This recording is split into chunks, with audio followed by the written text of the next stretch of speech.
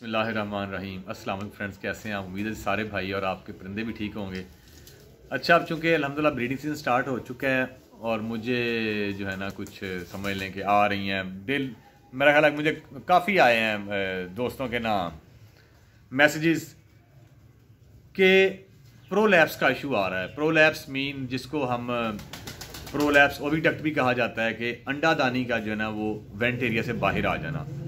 तो आज हम उसकी रीजंस डिस्कस करेंगे, क्या वजूहात हैं, क्योंकि जब तक वजह पता नहीं लगेगी तो हम उन वजूहात को पहले ही ओवरकम करके तो उनकी क्योर नहीं कर पाएंगे और फिर मैं आपको उसका ट्रीटमेंट भी बताऊंगा। तो लिहाजा वीडियो आपने एंड तक देखनी है और अगर आप चैनल पे नए हैं तो प्लीज़ इसको सब्सक्राइब कीजिए, क्योंकि इस तरह की बहुत सी इन्फॉर्मेटिव वीडियोज़ जो हैं हमें देखें किसी भी वक्त में किसी भी सूरत हाल का सामना करना पड़ सकता है। तो अच्छा, इसकी पहली वजह ये है कि फीमेल जो है ना, जो हम बड़ी अर्ली एज में फीमेल को ब्रीड पे लगाते हैं, मतलब अभी वो ब्रीड के काबिल नहीं, उस एज को नहीं पहुंची होती, अभी उसके जो टिश्यूज़ हैं या जो अंदर के मसल्स हैं वो उस लेवल के तक पहुंच के मेच्योर नहीं हुए होते, उतने स्ट्रांग नहीं हुए होते कि वो पूरा जो ब्रीडिंग प्रोसेस है एग डिलीवर करने का उसको वो परफॉर्म कर सके। तो ये उसकी एक one of the major reasons है कि प्रोलैप्स जो है ना, अंडादानी का अंडा देने के दौरान बाहर आ जाना, ये उसकी एक रीज़न है। दूसरी रीज़न ये है कि जो फीमेल है उसकी जो मतलब कि हम नॉर्मली जो डीवॉर्मिंग नहीं करवाते, फीमेल अंदर से वीक हो जाती है और उसका जो वेट है वो बड़ा स्लिम स्मार्ट होती है कि उसका वेट जो है वो मतलब लो कह लें आप, उसका अंडर वेट जिसे कह लें, अंडर वेट जो फीमेल है उसको भी ये इशू आ सकता है, क्योंकि ज़ाहिर है एग डिलीवर करने के लिए बर्ड का हेल्दी एक्टिव होना जो है बहुत ज़रूरी है। लिहाजा बर्ड जो अंडरवेट ऐसी फीमेल्स हैं उसकी वजह जाननी चाहिए कि क्या वजह है। जैसे सोकड़ा हो जाता है तो पहले सोकड़े का इलाज किया जाए, डीवॉर्मिंग नहीं की, डीवॉर्मिंग की जाए ब्रीड पे लगाने से पहले। इसलिए हम लोग कहते हैं डीवॉर्मिंग करें, वैक्सीनेशन करें, उसके बाद आप ब्रीड पे लगाएं, ठीक है। और तीसरी इसकी मैंने बताया कि ये डीवॉर्मिंग जो है, डीवॉर्मिंग की वजह से चूँकि सोकड़े का शिकार होती है और अंडरवेट फीमेल रहती हैं तो ये भी इसकी वजह बनती है। एक इसकी वजह ये भी बनती है कि हम लोग, जो मेरी पहली वीडियो थी कि हम अपने बर्ड्स को इतना ओवर मतलब डोज दे देते हैं मल्टीविटामिन्स की, जो एग का साइज जो है वो नॉर्मल साइज से बहुत बड़ा हो जाता है, यानी कि एग साइज टू लार्ज जिसे हम कहते हैं। तो बहुत ज़्यादा जो है एग का साइज बड़ा होने से भी एग जो है वो पास नहीं हो पाता, जो कि इसकी वजह बनता है। डेफिनेटली एक लिमिटेड सी उसकी है कैपेसिटी है, एक लिमिटेड साइज का एग जो है वो पास ऑन कर सकती है फीमेल। जब उसका एग का साइज ही इतना बड़ा डेवलप हो जाएगा तो फिर क्या होगा, वो डिलीवर नहीं हो पाएगा। जब डिलीवर नहीं हो पाएगा तो वो साथ अपने उसको अंडादानी को भी साथ लेकर आ जाएगा, ठीक है। और ये जो है इसको इस तरह से भी ये भी अल्हम्दुलिल्लाह ये भी जी इसकी एक वजह बन सकती है। एक और वजह इसकी यह है कि फीमेल में कैल्शियम की डेफिशिएंसी हो जाती है, ठीक है, और D3 की डेफिशिएंसी, कि हम उसको जो डायरेक्ट सनलाइट नहीं पड़ती तो हम ना तो D3 देते हैं और कैल्शियम प्रॉपर नहीं देते। ये भी एक उसकी वजह है कि उससे भी जो है वो अंडा दानी जो है वो बाहर आ जाती है। एक इसकी वजह सर ये भी है कि फीमेल को वो ड्रॉपिंग लगी हुई है और हम उसको डिले किए जा रहे हैं कि चलो यार आज ठीक होती है, कल ठीक होती है। अब ड्रॉपिंग कर करके वो वीक हो गई है और स्ट्रेस में चली गई है। जो ओवर स्ट्रेस, बर्ड का ओवर स्ट्रेस हो जाना, ये भी इसकी एक वजह है कि जब बर्ड स्ट्रेस में होगा तो वो, क्योंकि ब्रीडिंग में जब उसने एग पास करना होता है तो वो ऑलरेडी एक कंडीशन ऐसी है कि बर्ड स्ट्रेस में आ जाता है। तो लिहाजा ये भी इसकी एक वजह है जी। और इसके अलावा अगर बर्ड अंदर से लुब्रिकेट नहीं होगा, हमने इतना उसको खुश कर दिया हुआ है, ठीक है, उसका सीड मिक्स है, उसमें न्यूट्रिशन फैक्टर है, जो ऑयली सीड जो होते हैं वो जो के अंदर उसको लुब्रिकेट करते हैं उसकी खुराक में, अगर वो चीज़ें शामिल नहीं हैं और अंदर बर्ड इतना खुश्क हो चुका हुआ है तो उस वजह से भी बर्ड जो है उसकी जो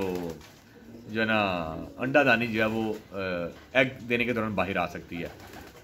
अच्छा, अब इससे बच्चा कैसे जा सकता है? एटलीस्ट आज मैं आपको बाद में बताता हूँ। इससे बच्चा ऐसे ही जा सकता है कि हम बर्ड को प्रॉपर एज के बाद ब्रीड पे लगाएं, उनका वेट पूरा हो, कैल्शियम मल्टीविटामिन और उसको जो बैलेंस्ड सीड मिक्स है उसकी खुराक उसको हम दे रहे हो। एक तो ये है। और इसमें अगर कभी ऐसा हो, आप देखें ये ज़्यादातर मतलब कि होता है जो female very first time breed कर रही हैं, ठीक है, तो उसमें आपने यही ऑब्जर्व करना होता है। इसलिए आपने जब भी वेरी फर्स्ट टाइम पेयर आपने लगाया ब्रीड के लिए, जब वो पेयर क्रॉस हो रहा है, आपको पता कि यार नॉर्मली 8-10 दिन में, 12 दिन में फीमेल एग ले कर देती है। हर अच्छा पेयर जो है उसको 2 दिन में एग ले कर देना चाहिए। अगर इस दौरान वो नहीं कर रहा तो भाई आप अब समझ जाएं कि कोई ना कोई इशू बन रहा है, वो फीमेल जो है वो एग पास नहीं कर पा रही, इसको या तो एग बाइंडिंग का इशू तो नहीं है या इसको प्रोलैप्स भी हो सकता है। तो उस दौरान आप ये कर सकते हैं कि अब जब अच्छा वेट करने के बाद आप उसको, आजकल का जो मौसम है जो बहुत मतलब कि सर्दी भी नहीं है गर्मी भी नहीं है, दरमियाना मौसम है, तो इस सूरत हाल में आप उसको लिक्विड पैराफिन मिलती है आम ह्यूमन मेडिकल स्टोर से, या कैस्टर ऑयल मिलता है, ये 2 सीसी आपने कैस्टर ऑयल लेना है और 3 सीसी नीम गर्म दूध लेना है, ये आपने शाम के वक्त फीमेल को पिला देना है। ठीक है, इंशाल्लाह ताला बड़ी उम्मीद अल्लाह की रहमत से कि विद इन 24 आवर्स जो है ना उस रात या अगले दिन वो फीमेल एग ले कर देगी। अगर फिर भी नहीं करता तो ये आप अगले दिन फिर ये रिपीट कर सकते हैं। मैक्सिमम ये जो है ये आप 2 से 3 दिन तक रिपीट कर सकते हैं ये वाला। ठीक है, और एक सॉरी वजह रह गई थी वो ये कि अगर बहुत ओवर एजड फीमेल है, वो ओवर एज हो चुकी है, तो ये भी उसकी वजह बन सकती है। चलें बहरहाल अब तो हम आ रहे हैं डिस्कस कर रहे हैं जी इसका ट्रीटमेंट क्या है। अब इसमें ये कि अभी तो मैंने प्रीकॉशंस बताया कि अगर आप प्रीकॉशन ये है कि आपने ये होने अभी ये हुआ नहीं है, लेकिन आपने इसको पता लग गया कि यार फीमेल एग ले नहीं कर पा रही, तो आपने उसको लिक्विड पैराफिन या कैस्टर ऑयल जो है वो आपने दे देना है। ये जो कैस्टर ऑयल है या लिक्विड पैराफिन है, ये वैसे भी आप 1 किलो दाने में आप, मैंने पहले भी बताया हुआ है, वो अगर आप 1 सीसी आप मिक्स करके दे देते हैं ना, इससे बर्ड के अंदर लुब्रिकेशन उसकी होती रहती है और बर्ड ठीक रहता है। ये 1 माह में अगर गर्मियों में 1 मरतबा दे दिया जाए, ब्रीडिंग सीजन में 2 मरतबा दे दी जाए 1 माह में, तो ये बर्ड को ऐसा इशू नहीं आता। सर्दी के मौसम में आपने क्या करना है कि बर्ड को ये अगर आपने वो एग पास नहीं कर पा रही तो लिक्विड पैराफिन देने के बाद नीम के दूध में आपने उसको कदरे हीट भी प्रोवाइड करनी है, कोई बल्ब लगा के देना है, यानी कि ऐसा ना हो कि वो ठंड में वो ठंड भी जो एक वजह बनती है बहुत ज़्यादा, क्योंकि बर्ड वैसे ही वीक हुआ होता है और वो बेचारा वो अपने आप छोड़ देगा, फीमेल जो है ना वो पर छोड़ देगी, ढीली पड़ जाएगी, दाना पानी पीना कम कर देगी, दाना खाना कम कर देगी, तो इससे आपको अंदाज़ा हो जाएगा कि ये फीमेल जो है ना ये एग पास नहीं कर पा रही। ठीक है, इसको आपने अब देखें, अब खुदा ने खासा ये कि प्रोलैप्स हो गया है, अब अंडादानी बाहर आ गई है, तब आपने क्या करना है, सबसे पहले आपने उस फीमेल को बाकी बर्ड से सेपरेट कर देना है, क्योंकि उस वक्त बहुत तकलीफ में होती है, मेल उसको डिस्टर्ब करेगा, क्योंकि वो वक्त वो बेचारी इतनी तकलीफ में होती है कि दाना भी मुश्किल खा रही होती है, तो लिहाजा आपने उसको हाथ से दाना वाला खिलाना है। और अब आपने क्या करना है, उसका जो यहाँ पे हमारे लॉफ्ट में सैकड़ों हज़ारों जितने जरासीम होते हैं, तो वो जैसे ही कोई चीज़ बाहर आती है, झिल्ली कोई ऐसी चीज़, तो वहाँ पे उसको अटैक करके उसको डैमेज कर सकते हैं, तो लिहाजा आपने उसको वहाँ पे या फटकड़ी लेके आपने टकोर करनी है उसको। ठीक है,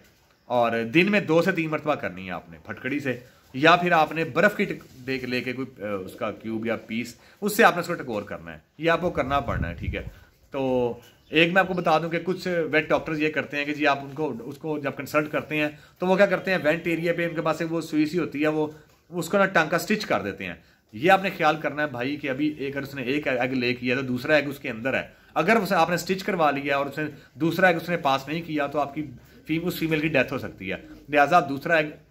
जो पास होने का वेट करेंगे, पास होने के बाद आप अगर स्टिच करवाना चाहें तो करवा लें, अदरवाइज नहीं भी करवाते आप, क्योंकि वो कुछ वेट डॉक्टर कहते हैं, मुझे मेरे साथ खुद हो चुका है ये, वेट डॉक्टर ने क्या किया कि उसका मैं एक फीमेल एग ले किया था, तो उसने कहा जी मैं कहा स्टिच ना करें अभी इसका दूसरा अगले, उसने फिर अगले दिन दूसरा अगले किया, उसने फिर उसकी वजह अंदर करके उसको स्टिच कर दिया था, तो 2 दिन बाद फिर खोला तो वो फिर वो बाहर आ गया, फिर उसको मैंने टकोर जब की जो मैं बता रहा हूँ फटकड़ी की और बर्फ़ की, तो वो फिर कुछ ही अंदर अंदर चला गया। ये ऐसी फीमेल जो हैं वो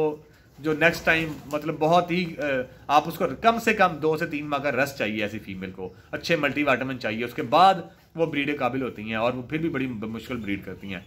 तो ये जी आप इस सूरत हाल में उसको हल्की सी 2 दिन के लिए एंटीबायोटिक भी दे सकते हैं कि उसके अगर इंटरनल इन्फेक्शन हुई है तो वो उसके प्रोलैप्स की वजह से, अंडादानी बाहर आने की वजह से, तो उसको जो अंदर कोई वायरल इन्फेक्शन ना हो जाए, कोई ऐसी के बैक्टीरिया जो बाहर से जिन्होंने अटैक किया था वो बॉडी के अंदर आके उसको डैमेज ना करे, क्योंकि समटाइम ड्रॉपिंग भी लग जाती हैं, तो ये आपको थोड़ा सा समटाइम तकलीफ का सामना करना पड़ सकता है, लेकिन ये आपको ट्रीटमेंट आना चाहिए और ट्रीटमेंट आपने लाजमी करना है, ना कि क्योंकि बर्ड की जान है जाहिर है, तो वो हम पे डिपेंडेंट होते हैं चूँकि। तो उम्मीद है जी आपको मेरी आज की वीडियो पसंद आई होगी, पसंद आई तो प्लीज़ लाइक करना ना भूलिएगा और सब्सक्राइब कीजिए। अपना बहुत ख्याल रखिएगा। फ़ी मान अल्लाह, अल्लाह हाफ़िज़।